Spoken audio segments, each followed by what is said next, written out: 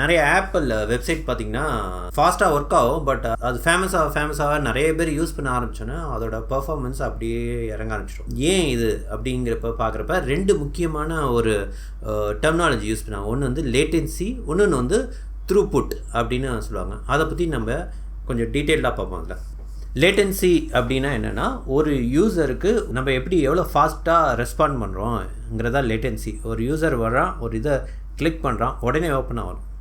அப்போ தான் அது ஒரு நல்ல யூசர் ஃபீட்பேக். த்ரூபுட்னா என்னென்னா, உங்கள் சாஃப்ட்வேர் ஒரு 10 பேர் அட் அ டைம், இல்லை 100 பேரோ 200 பேரோ 1000 பேரோ அட் அ டைம் ஆக்சஸ் பண்ணுறப்ப எப்படி பெர்ஃபார்ம் பண்ணுதுங்கிறது தான் த்ரூபுட். ரெண்டாவது புரிஞ்சுங்க, இது வந்து இண்டிவிஜுவல் லெவல், அது வந்து அட் அ குரூப் லெவல். இங்கே என்னென்னா, ரெண்டுமே ஒன்னோட ஒன்று டிபெண்டன்சி. நீங்கள் இன்கேஸ் நீங்கள் லோவர் லேட்டன்சிக்கு உங்கள் அப்ளிகேஷன் டெவலப் பண்ணிங்கன்னா சில டைம் வந்து த்ரூபுட் அடிப்பாங்க. அதாவது இண்டிவிஜுவலுக்கு ஆக்சஸ்க்கு ரொம்ப ஃபாஸ்ட்டாக ஒர்க் ஆகணும்னு நீங்கள் டிசைட் பண்ணிங்கன்னா அட் குரூப் ஆஃப் யூசர் வரப்போ அதோட பெர்ஃபார்மன்ஸ் அடிவாங்க. எப்படி சிம்பிளாக சொல்ல வரேன்னா, ஃபார் எக்ஸாம்பிள் நீங்கள் அடிக்கடி ஆக்சஸ் ஆகிற டேட்டாவை கொண்டு போய் நீங்கள் கேஷ் பண்ணிட்டீங்கன்னா, கேஷிங் நான் ஆல்ரெடி சொன்ன மாதிரி அடிக்கடி டேட்டா பேஸில் படிக்கிற ஒரு டேட்டாவை, ஒரு இன்ஃபர்மேஷனை கொண்டு வந்து மெமரியில் வச்சுக்கோங்க. ப்ரைமரி மெமரி ஒரு ரேமில் வச்சுக்கோங்க, ரீட் பண்ணி. அல்லது ஏன்னா ஒவ்வொருத்தரையுமே டேட்டா பேஸில் போய் படிக்கிறதோட இங்கே ரேம்லேருந்து படிக்கிறது ஃபாஸ்ட்.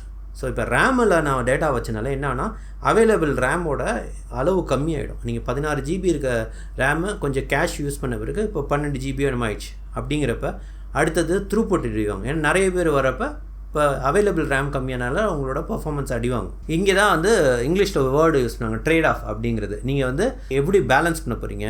இப்போ உங்கள் அப்ளிகேஷனுக்கு இவ்வளோ மேக்ஸிமம் யூசர் வராங்கன்னா நீங்கள் வந்து ட்ரேட் ஆஃப் பண்ணணும். சரி, எனக்கு இவ்வளோ த்ரூபுட் வேணும், எனக்கு ஒரு யூசருக்குள்ள பர்ஃபார்மன்ஸ் கொஞ்சம் கம்மியானாவும், சிங்கிள் லெவலில் வந்து கம்மியானாவும் உங்களுக்கு குரூப் ஆஃப் யூசர்ஸ் ஹேண்டில் பண்ணுறதுக்கு பெட்டராக பெர்ஃபார்ம் பண்ணணும். அப்படின்னா நீங்கள் தான் அதுக்கு தகுந்தபடி டிசைட் பண்ணணும்.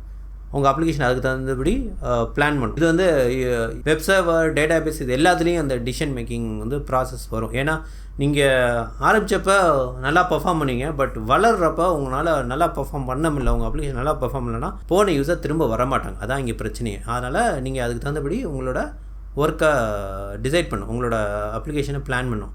எவ்வளோ லேட்டன்சி வேணும், எவ்வளோ த்ரூபுட் வேணும். ஸோ இந்த 2 வேர்டை கிளியராக புரிஞ்சுங்க. இங்கே சாஃப்ட்வேரில் எல்லா அடிஷனும் இப்படி தான் இருக்கும், ட்ரேட் ஆஃப் மாதிரி தான் இருக்கும். ஏன்னா எதுவுமே பர்ஃபெக்ட் சொல்யூஷன் கிடையாது. நீங்கள் ரொம்ப பர்ஃபெக்டாக பண்ணிங்கன்னா அவ்வளோ காசு தேவைப்படும். அவ்வளோ காசு எல்லாருடையும் பட்ஜெட் இருக்காது. அந்த காசுக்குள்ளே எப்படி பண்ண முடியும்? நீங்கள் டிசைட் பண்ணணும். நீங்கள் பட்ஜெட்டை வச்சு தான் அதுக்குள்ளே திங்ஸும் பண்ண முடியும். அது நீங்கள் பண்ணணும்னு நினச்சி பண்ணிக்கிட்டே இருந்தீங்கன்னா பட்ஜெட் இருக்காது. அதே தான் இங்கேயும் உங்களோட ஃபிசிக்கல் ரிசோர்ஸஸ், உங்கள் RAM, hard disk, data base, web server, இது எல்லாமே limited by financial factor. So அந்த ஃபினான்ஸ் ஃபேக்டருக்குள்ளே உங்களோட டிசைன் எல்லாமே செட் ஆகணும். இல்லைன்னா உங்களுக்கு இது பிரச்சனை தான் வந்து நிற்கும்.